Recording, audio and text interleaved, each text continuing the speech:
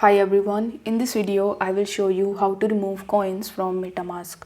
For that you need to come to your Metamask mobile application, and here you need to first select that particular network on which you have some of your coins which you want to remove.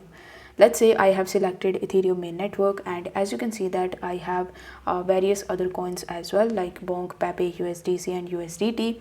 So if I want to remove any of the coins from this list, then you just have to simply long press on that coin which you want to hide, then tap on the hide option and it will be hidden from this list.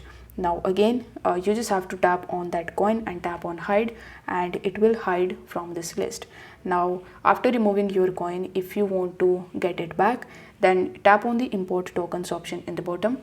Then here you just have to search for the token that you want to get back. Let's say I have selected Bonk, so I'm simply going to search for Bonk, but as you can see that I will have to have the custom token address, only then I will be able to add it. So let's say I have USDC, so I simply search for USDT, then select it and press next, then tap on the import option and you will be able to see the same crypto again on the home page. So I hope this video was helpful, and if it was, then don't forget to like the video and subscribe to the channel.